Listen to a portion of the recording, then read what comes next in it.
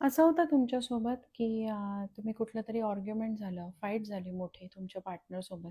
आता पार्टनर म्हणजे मी ना सगळं नवरा, बायको, तुमचे live in partners, boyfriend, girlfriend, lovers हे सगळे त्याच्यामध्ये आले हं. सो पार्टनर म्हणजे बिझनेस पार्टनर वगैरे नाही. सो तुमच्या पार्टनरसोबत तुमचं भांडण झालं, फाईट झाली, बॅड आर्ग्युमेंट झालं आणि नंतर काही वेळाने तुम्हाला वाटलं, की आपण त्याला दुखावलंय.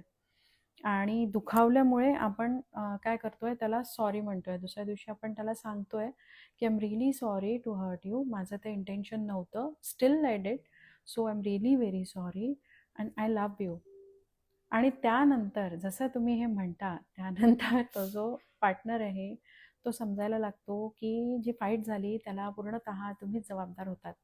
त्याचा काहीही दोष नव्हता त्याच्यामध्ये आणि तुम्ही असं नेहमीच करत असता आणि तुम्ही एका वेगळ्या गिल्टमध्ये तो तुम्हाला टाकून देतो. तो स्वतःला एकदम त्या गोष्टीतनं एलिनेशनमध्ये चालला जातो, सेपरेट होऊन जातो आणि वेगळाच बिहेव करायला लागतो. जसं त्याने फेवर केलाय तुमच्यावरती तुम्हाला माफ करून. म्हणजे तो तसं म्हणणार, की "ओके, मी विसरलोय आता. ठीक आहे, जे काही झालं ते मी माफ केलं तुला" किंवा "okay, I have accepted your sorry." पण त्यानंतर त्याचं बिहेवियर एकदम वेगळं होऊन जाणार. सो असं ऑब्झर्वेशन आलंय तुमचं कधी झालंय? हे बघा, ते तुम्हाला सॉरी म्हणतात आहे बिकॉज ते तुमच्यावरती प्रेम करतात. अदरवाईज ते आर्ग्युमेंट कॅरी करायला, तुम्हाला परत गिल्टमध्ये टाकायला किंवा कचकच कचकच भांडायला हे सगळं सगळ्यांना करता येतं. पण त्यांचं तुमच्यावरती प्रेम आहे म्हणून ते थोडं 2 पावलं मागे घेतात आहेत आणि तुम्हाला सॉरी बोलतात आहेत.